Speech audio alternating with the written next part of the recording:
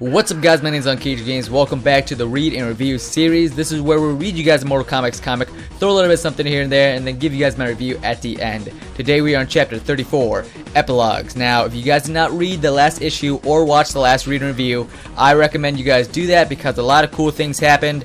It pretty much was a perfect ending to a story, but the Mortal Kombat X comic is not over yet, guys. We have this issue, and then we have 2 more issues before the comic is over.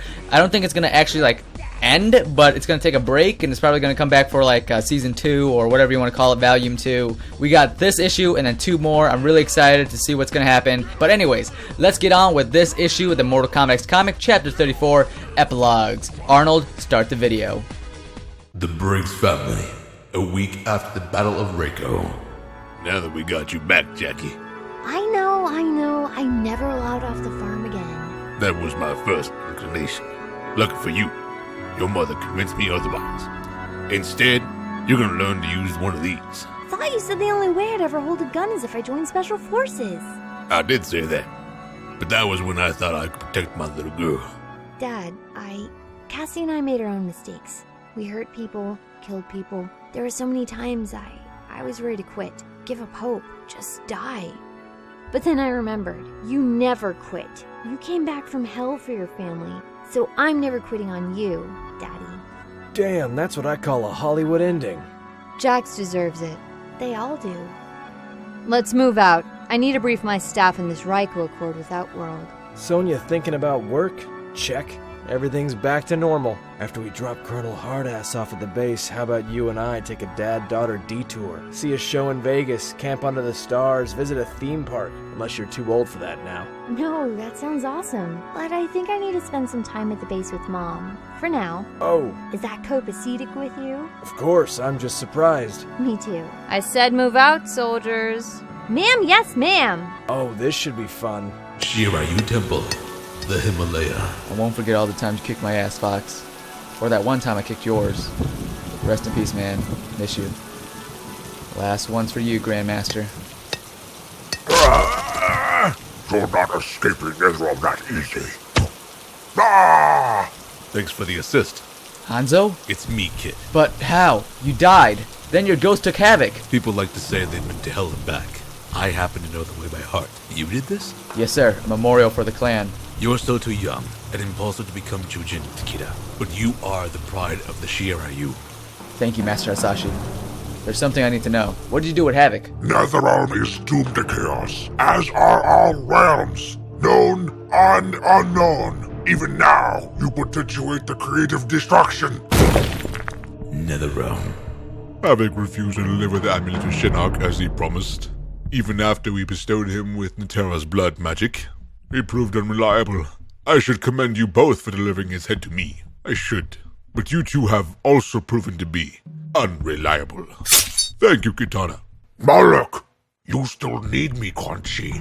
I'm a master torturer. In that role, I have never failed you. I would trade 1,000 of you for 1 Hanzo Hisashi. Kamegawada!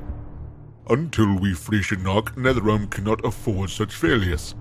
Fortunately, I have more capable players in the game. Welcome back, Liu Kang and Kung Lao. What are we to make of Havik's failure? It is not a total loss. The amulet was locked away by Raiden and the Kamidogu. Now it is exposed. Then we go after it. Earthrealm and Outworld are on high alert. We must rely on subterfuge for the time being. I suggest we engage Shinnok's newest acolyte, Devora. Kotal Khan's imperial might is pathetic compared to the power within the amulet. This one is eager to serve Lord Shinnok. Para Bratton Ballet. You returned so quickly, boy. It's all here. And your theft was not discovered. That's what you pay me for. I knew your uncle. Trained him once upon a time. I could recommend you to the Shaolin Temple. Let's just say I'll be a square peg at the Shaolin Temple. You have a warrior's heart, Kung Jin. Why do you deny it? With all due respect, Master Raicho, you knew Kung Lao. You don't know me or my heart.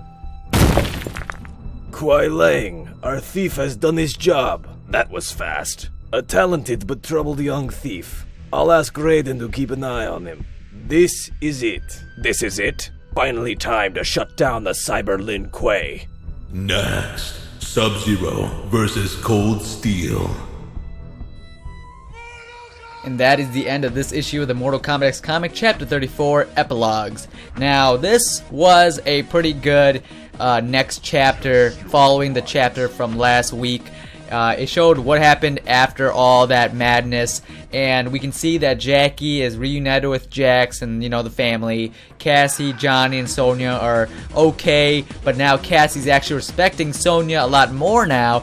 Before, if this was like, you know, earlier in the issues, she would have said yes to Johnny's offer and went out and chilled with her dad, but now she actually cares more for her mother, so that's why she's going with Sonya, which is pretty awesome to see. We also get to see Takeda and Hanzo reuniting. Hanzo is not being controlled, or he's not full-on Scorpion mode. He actually gets to control his powers, so that's cool. Now, you know that this can't be Mortal Kombat without having a little bit of bad. All this goodness has to have something bad, right? So we get to see Havik actually dying. He gets his head squished in by Quan Chi. We haven't seen Quan Chi in a long time, so it's good to see him back.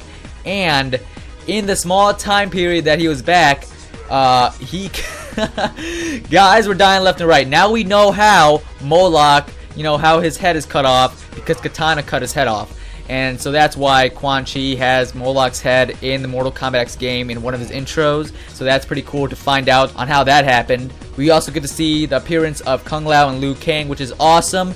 And we get to see Dvorak betraying Kotal Khan. And the last thing that happened in this issue, and I think the coolest thing that happened in this issue, was the appearance for the first time Kung Jin. He shows up to deliver a package to Baraicho because Baraicho actually hired him to get him something.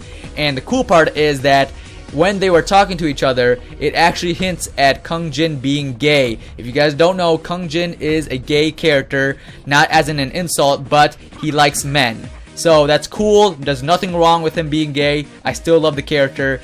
But in this issue, it actually hints at it, and I think that's awesome. It says, "You don't know me or my heart." So I want them to actually go in depth with this like storyline. I want to know more about Kung Jin's backstory, so I can't wait to read more about it. Maybe they'll talk about it in like season 2 or volume 2, whatever you want to call it.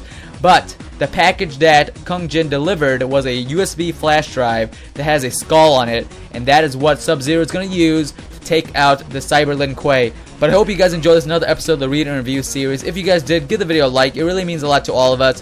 Shoutouts to my team, Arnold, Kitetails, and Flex, for doing, once again, an amazing job. Without them, this series would not be as good. Alright, so thank you to them. Check out the links down below. But thanks for watching, guys. My name is unCAGEDgamez, and you just got caged. Queen commands it.